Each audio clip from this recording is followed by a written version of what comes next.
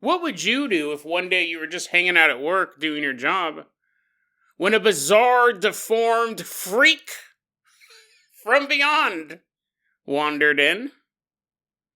What would you do? And then we meet a young man who's hanging out with his mom watching a little bit of television.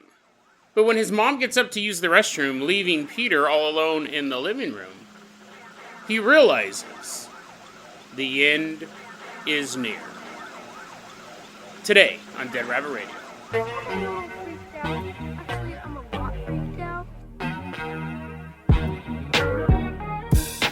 Hey everyone, welcome back to another episode of Dead Rabbit Radio. I'm your host, Jason Carpenter. I'm having a great day. I hope you guys are having a great day too. I hope you guys are having so much fun doing whatever you're doing.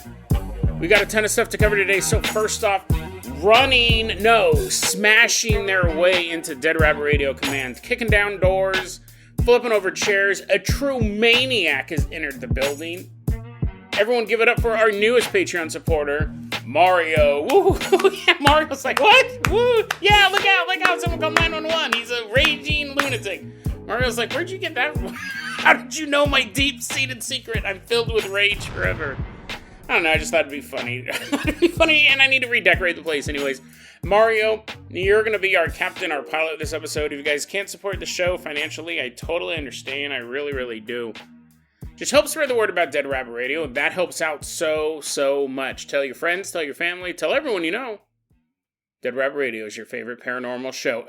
Mario, let's go ahead and get this party started. I'm going to go ahead and toss you the keys to the Jason Jalopy. We're going to leave behind Dead Rabbit Command. Drive us all the way out to Arizona. Nice leisurely drive down to the hottest state, probably. It probably has some record like that. The hottest state. Specifically, we're going to Tempe, Arizona. It's late 2019. Fairly recent story. And we're pulling up outside of a hotel. And that's not the Jason Jalopy transforming. That's it, running out of fuel, sputtering right in front of this hotel, this unnamed hotel. There can't be that many in Tempe, right? Probably like 100. So you could probably figure out which hotel this is. It's not haunted, so it's not like you can repeat this experiment, but who knows? Maybe one day you're walking around Tempe and you go, I want to find out where this story took place. You're like, I don't have anything else to do. I've literally done everything else to do in the city. Let's track down this hotel. We're outside this unnamed hotel. We walk inside and we see a dude standing behind the counter. He didn't give his real name. We're going to call him Johnny. Johnny's standing at the front counter, and his coworker, who we will call Mikey, is there as well, just doing hotel stuff. Stamping passports, rifling through customers' bags, looking for good prescription medicine, stopping Zach and Cody's latest prank, just typical hotel manager stuff. When a man walks in, guy walks in, Johnny and Mikey look up and they see this man. Now, you work at a hotel, you probably see all sorts of weirdos coming in. It doesn't matter if it's like some Fleabag motel, like Motel 6, or watch this be the episode they have an ad on. It's on one of those disgusting hellholes that happen to have 14 beds. It could be a Motel 6. It could be the Hilton. It could be like a Hilton hotel in Dubai. You're going to get freaks. You're going to get freaks walking into hotels. It's just the way. I'm not saying everyone who goes to those hotels are freaks, but you're going to have them. I'm sure even at the fanciest hotel on earth, every so often, some dude wanders in, bloodied, carrying like some weird bag, some piece of like luggage that's leaking, and he's holding his guts in, and he goes, I'd like a room, please. And then he just throws money, blood-covered money, at the clerk, and the clerk goes, sure, here's room 72. And the guy goes up to that room. And he sits down, he's all bleeding, he turns on pay-per-view. He's like, time to watch some WrestleMania. I'm sure even the ritziest of hotels get weirdos. hotels, by their very nature, attract freaks. Basically, it's saying, if you're out of town, stay here. Come here. You don't have a home to live in, come to our... This is why I'm not a marketing executive. They're like, this is the worst ad campaign ever. Welcome, freaks? Oh, no. Sure, we might get a lot of freaks to come to this hotel, but no normal people will. You're fired. You're going to attract weirdos. So I'm sure Johnny and Mikey have seen a fair share of freaks, but this one takes the cake. They'd never seen anyone like this guy on this late 2019 day in Tempe, Arizona. This guy walks in. He's wearing a coat. He's wearing a pea green, not like urine, but like a pea vegetable. A pea green military style coat. You're like, with those shoes, sir, you're a fashion mess. Freak. No, the coat's probably the most normal thing about him. I don't think coats, a lot of people wear coats in Arizona because it's the hottest state. But he's walking around in a pea green military style coat. That's normal, kind of, but he doesn't have a t-shirt on. You're like, oh, then he has a button-up? No, he doesn't have a button-up either. He doesn't have a button-up, doesn't have a t-shirt, doesn't have a cardigan or sweater vest or any other piece of clothing you could possibly name. However, here's a bit of trivia. Here's a little question for you. He is not wearing any other type of clothing you could possibly name. However, he is covered. He is wearing something around his torso. Can you possibly guess what it is? He apparently has wrapped around his upper torso butcher paper. And he's wearing it almost like a tube top. But it's quite obvious that it's just paper. Pea green military style coat, butcher paper shirt, and he's waddling into the hotel. And Johnny realizes real quickly why he's waddling. One of this man's legs is horribly swollen up. To the point that Johnny goes, it was easily twice as big as the normal looking leg. This big swollen leg, kind of like walking around into the hotel. He's wobbling, because you wouldn't be able to walk normally if your legs were like that. He comes into the hotel and he walks up to the front counter and he asks Johnny, "Can I use your payphone?" And Johnny thinks about it for a second, like, yeah, sure. It's kind of a weird question, obviously. I mean, payphones are there for the public, but the man then kind of slowly waddles over to the payphone and he picks it up. Johnny said the guy kind of wandered over to the payphone and picked it up. And the way that this stranger is standing, Johnny said that the stranger was holding the phone to his ear, but he was kind of standing in such a way that he could still keep an eye on Johnny and Michael. It was like he was kind of positioned his body in such a way that he didn't let the two young employees out of his sight, which was unnerving. Like, why, if he's coming in to use the phone, why is he eyeing us? It was a weird position for him to take. And Johnny feels that it's weird. So does Mikey. Mikey actually pulls out his cell phone and is trying to get a quick picture of this guy because he's so weird looking.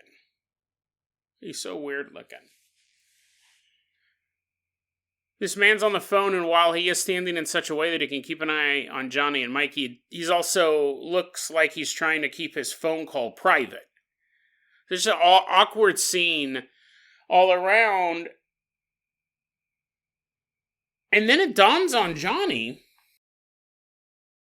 something's off. I mean, obviously he realized that when the guy came in, but now something's really off.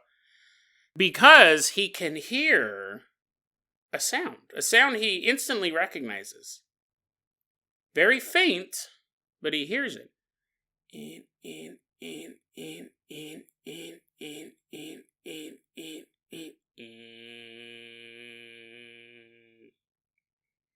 It's the sound when you pick up a phone and you're off the line for too long, it makes that eat, eat, eat noise, and then it goes to a dead line. And that's when Johnny and Mikey hears it as well, realize this guy's not calling anybody. He picked up the phone and was just holding it to his ear, but had never made a call, never dialed out. And Johnny was like, you gotta go, dude. I don't know what's going on with this whole this whole butcher paper thing, but I know that you didn't call anybody. Just get out. Just get out. You're kind of weirding us out. And the man's like, oh, I'm sorry. And he hangs the phone up and he begins to waddle out of the hotel and disappears down the street. Mikey goes, dude, you want to see something super crazy? Johnny's probably like, no, I think that was enough crazy for today. Crazy for the week, maybe. Mikey's like, no, check out this picture I took of that guy. And Mikey shows Johnny the picture. Now, apparently, according to the story, Mikey had like a flip phone. Didn't have the best camera quality. But he snapped a picture of this guy, but the guy was kind of moving around. While he was on the phone, he was kind of moving around, so it's a little bit blurry. And Johnny goes, I don't know if it's the blur in the picture or what. There was something off about this guy, so it wouldn't surprise me if the photo was somehow picking up something else. Like it was picking up through his disguise or whatever. But Johnny said, looking at the photograph, the guy's face looked like it was just the skull. Just two dark sockets and a grinning skeleton mouth. Very odd, disturbing photo. Now, unfortunately, we don't have the photo. I found the story on phantomsandmonsters.com. I don't know if the photo was sent to Lon Strickler. He's the webmaster, the head of that website, phantomsandmonsters.com. But we didn't see the photo. There's kind of like an artist rendition photo on that site. But what's interesting is that according to Johnny later that day, a police officer came into the hotel and was like, hey, have you guys seen anything weird today? And again, Johnny and Marco were like, yeah. The police officer goes, we got a description of this guy. He's acting kind of weird downtown. He's big swollen leg, butcher paper shirt. Johnny's like, yep, that's kind of 100% describes who we were thinking of. What happened? And the police officer goes, well, it's kind of a weird, but we got a report that guy was wandering through a park earlier today and was walking towards a couple. There's a man and a woman sitting there, and this guy's kind of stumbling towards them. And that's not against the law. You're allowed to stumble. You're allowed to walk towards people as long as it's not menacing. As long as you're not screaming at the top of your lungs or wielding a weapon, you're allowed to walk towards people.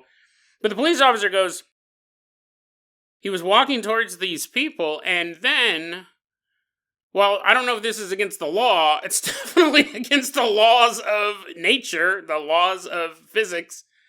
This man with this deformed leg and this shirt made of butcher paper vanished into thin air, just boop, disappeared just a few yards away from this couple. It's an interesting story. I mean, you would have to think you could say who was this. Obviously, there's a lot of people with swollen legs. This doesn't make you not human. Right now you have a leg that's retaining fluid. You're like, no, I was once a man. No, you can have legs that are swollen. You could even wear paper shirts. You're still human. Don't worry if you're out there doing these things or are these things right now. This could have just been a weird encounter. Him vanishing, him disappearing right before this couple's eyes, that would mean it was something paranormal. But again, what would it be? Could it be a poorly disguised alien, a cryptid? We've talked before about urban cryptids, how if cryptids are real and there's a bunch of them out in the woods or in the less accessible regions of humanity, if there's cryptids there, it would make sense that some cryptids have evolved to live in urban environments, just like animals. A lot of animals have evolved to live in urban environments. Not evolved in the specific scientific term, but adapted would be a better term for that. Obviously, like pigeons and rats, the rats of New York City, they've adapted for that disgusting urban lifestyle, just garbage raining down upon them like manna from heaven. They just stand underneath a sewer grate and they're just like, if there must be a God, there must be a God, because this is glorious. Just banana peels falling on their face. Adaptation, you would have cryptids that had adapted to not super successfully. In this case, it's still some weirdo walking around. But who knows? We talked a lot about time slips this week. Could be that. This guy could be from the Butcher verse, where t-shirts are made of butcher paper. It would be a trip, right? If this guy came from a place and a time where he's the normal one. He's like, dude, it was the weirdest thing. I was walking through my hometown, Swollen Lake, Nebraska. And the next thing I knew, I went to this place where everyone had two tiny legs. And you won't believe this. They weren't wearing paper. People were like, what? Oh, man, you're just exaggerating. He's like, no, I swear. I was walking around. I was waddling like we all do here. They weren't. They were standing perfectly upright. Both their legs were the same size, and people wouldn't believe them. You get sent to the loony bin. Interesting story, though. It's one of those that makes you realize that this paranormal activity can happen anywhere. But I will say this. It's very, very likely that it happened in a hotel, because hotels are freak magnets.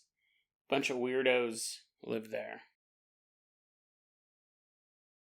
But maybe I'm just jealous. Maybe I'm just jealous I don't get to live in a hotel like Zach and Cody, so I'm just trying to get everyone else to see them for the freak factories they truly are. Mario, I'm going to go ahead and toss you the keys to the Carpenter copter. We are leaving behind Tempe, Arizona. Fly us all the way out to a suburban neighborhood.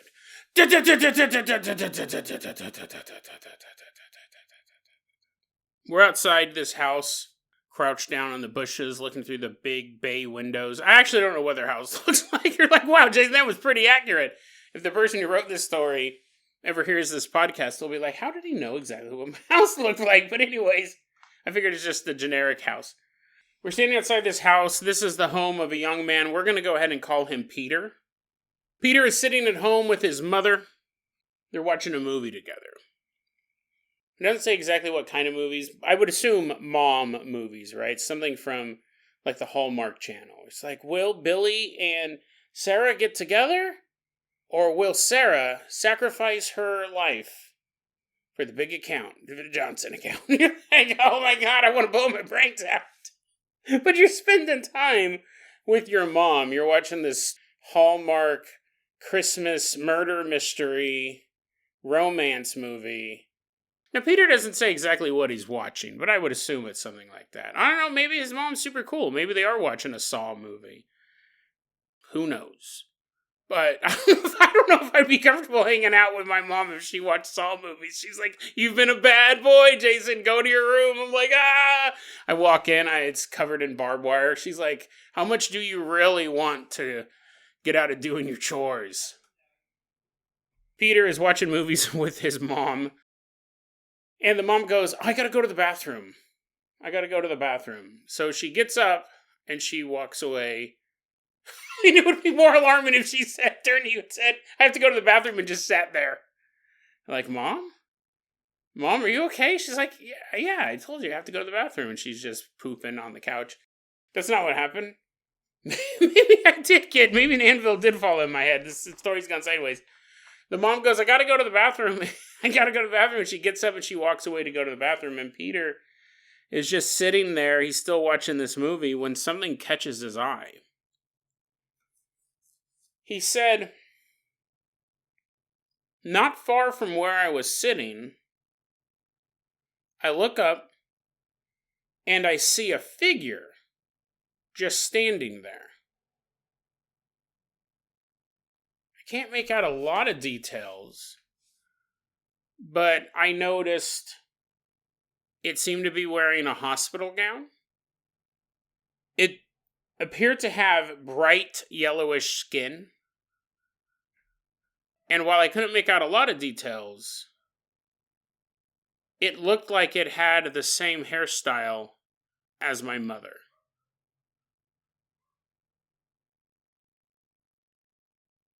He said that this figure then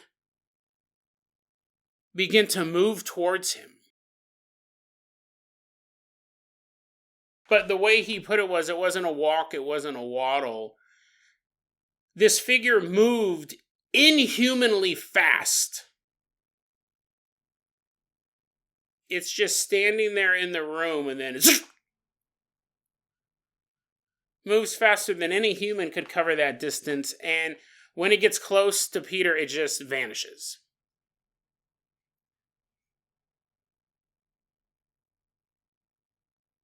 And Peter's sitting there on the couch, processing what he just saw. And he realizes that he just saw the future. He said, at that moment, I knew beyond a shadow of a doubt that my mom was going to die very, very soon. Peter said a few months later, sure enough, his mother was in the hospital. He doesn't go into detail as to what the health issue was, but he said towards the end, while she's in the hospital, towards the end of her life, she began to have jaundice. And her skin became bright yellowish, sickly looking. And eventually she did pass away. And Peter watched his mother slowly pass away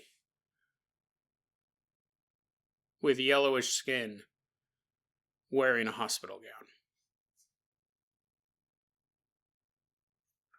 It's an interesting, there is a subset of ghosts people who say that, can you see the ghost of the living?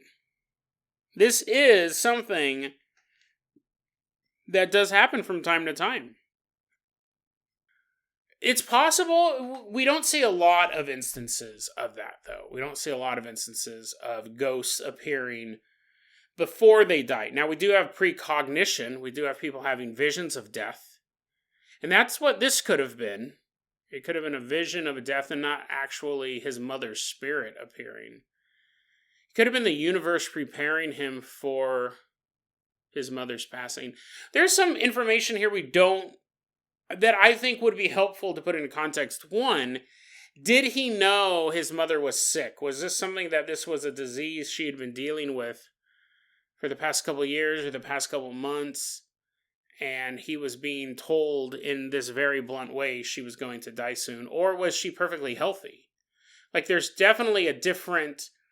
If everyone in my family's healthy right now, if I had a vision of one of my family members coughing up blood, help me, be super alarming. It'd be a nightmarish vision. But if I already knew one of my family members was super sick, right? They went to Burning Man. They haven't been quite the same since. They're constantly talking about their stomachs. They're constantly complaining about pooping out blood. I'm like, you big baby. And they've been in and out of the hospital for a while. And then I have a vision of them laying on a hospital bed, spitting up blood. It's still disturbing, but I would be like, well, I kind of figured it was going that way. He did have Ebola after all. If you knew someone had a long-term terminal disease and the end comes, it sucks. Death always sucks. But you saw it coming, as opposed to just having a vision tonight of something horrific happening, and then you get a phone call 10 minutes after you wake up. You find out your brother's been at Burning Man, and you're like, no! So, is that what this was? It's funny because when I first read the story, I was thinking it was a ghost, some sort of ghostly activity. And my views will change even as I'm talking about them, because a lot of times as I'm vocalizing it, you're hearing it for the first time just like me. My brain will start to trigger different things in my brain. And this might have been a precognitive event. It may not have been a spooky ghost. he may have been seeing into the future. Tragic story either way. There's nothing you could really do. And I hope that Peter, with that knowledge, because he was like, 100% I know my mom's dying soon. There's no way we can avoid this. If he knew she was already having health problems, that would make it a little easier to swallow. If she was perfectly healthy and he had that vision, you would want to do your best to stop it. But whatever the case is, I hope that Peter took this as an omen to make sure to appreciate what little time he had left with his mom. I hope he did take this to heart and said, here's the remote, Mom. You want to watch Hallmark movies? We'll watch Hallmark movies. I'll even enjoy them. You choose what we watch next. I would hope that he did that. I would hope that he did appreciate the time left that he had with his mom. Because I think it's super easy to have these types of feelings. Maybe not even something this dramatic. Have these types of feelings and then be like, I really should call my mom. And then you just kind of shrug it off because you'll call her tomorrow. And I think sometimes we should listen to these feelings a little more because our time on this earth is limited. We all know that. We all know that. Whether a doctor is written down on a sheet of paper, you have 1 year to live, or you're fit as a fiddle right now. Both people can be hit by a car tomorrow. We have such a small time of existence on this earth. I hope that we do use it wisely and we do constantly let the people around us know how much we care about them. Not all of us, very few of us are going to have a vision this vivid that is going to tell us, listen, in a few months, this person you love is going to be gone. Guaranteed. So spend this time wisely. Most of us just believe we have all the time in the world to spend with our loved ones, even though we all know deep down inside we don't. We have precious little time. And we need to use it wisely.